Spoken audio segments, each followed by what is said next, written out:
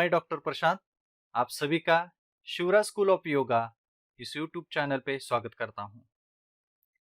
हमारे काम के व्यस्तता से या निजी कार्य से हमें हमारा प्राचीन ज्ञान पढ़ने या समझने या सुनने में ज्यादा वक्त नहीं रहता।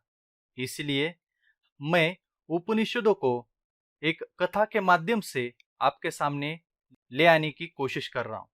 तो मैंने आज केनोपनिषद के तृतीय एवं चतुर्थ खंड को एक कथा के माध्यम से आपके सामने प्रस्तुत कर रहा हूं। कथा का नाम है परब्रह्म और देवताओं का अभिमान। एक समय देवता और असुरों में युद्ध हुआ।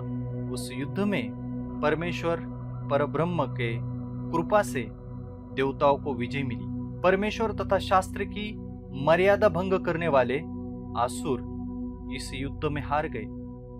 यद्यपि देवताओं को इस महान विजय में एकमात्र प्रभु की कृपा एवं इच्छा ही कारण थी, तथापि देवता इसे समझ न पाए। वह उस विजय को अपनी ही महिमा का प्रभाव समझने लगे। तब उन देवताओं का अहम भाव नष्ट करने के लिए उन्होंने एक यक्ष का रूप लिया और देवताओं के सामने प्रकट हुए। देवता उनके इस अद्भुत रूप को कुछ समझ न सके और बड़े विस्मय में पड़ गए। देवताओं ने उस यक्ष का पता लगाने के लिए सर्वप्रथम अग्निदेव को भेजा।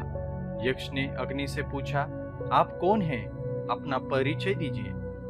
तब अग्निदेव बोले, मैं अग्नि हूं, मुझे ही लोग जातवेद कहते हैं।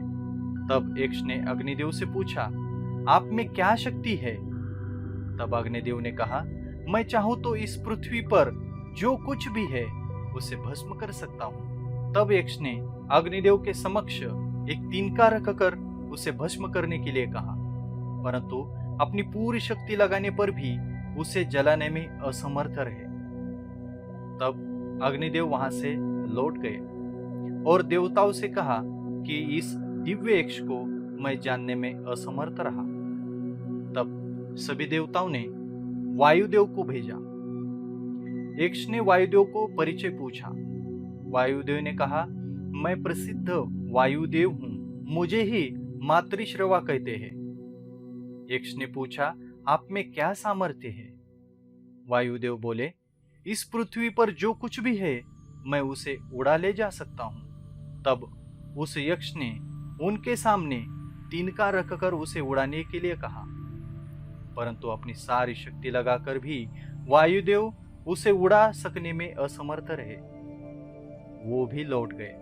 तब जाकर वायुदेव ने देवताओं से कहा, अग्निदेव की तरह मैं भी उस दिव्य यक्ष को समझ न सका।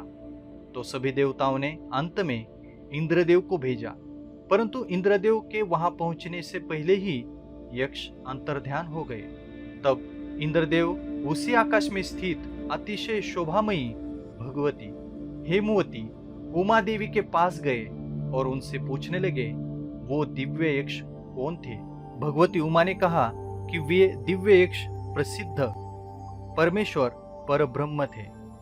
उनके ही कृपा एवं लीला शक्ति से असुर इस युद्ध में पराजित हुए हैं और आप लोग तो केवल निमित्त मात्र रहे। आप लोग जो इसे अपनी विजय तथा शक्ति मान रहे हैं वह आपका मोह है तथा मिथ्या अहंकार है। इसी मोहमयी विनाशकारी भ्रांति को दूर करने के लिए परमेश्वर ने आपके सामने यक्ष का रूप प्रकट किया था तथा कुतूहल प्रदर्शन कर आप लोगों के गर्व को भंग किया है। अब आप लोग अच्छी तरह समझ ले कि वे विश्व में जो बड़े बड़े पराक्रमियों का पराक्रम, बलवानों का बल, विद्याओं की विद्या, तपस्वियों का तप, तेजस्वियों का तेज और ओजस्वियों का ओज है, वह सब उसी परम लीलामय प्रभु की लीलामयी विविध शक्तियों का अल्पांश मात्र है और इस विश्व के संपूर्ण हलचलों को केंद्र एकमात्र वे ही सच्चिदानंद परमेश्वर परब्रह्म है।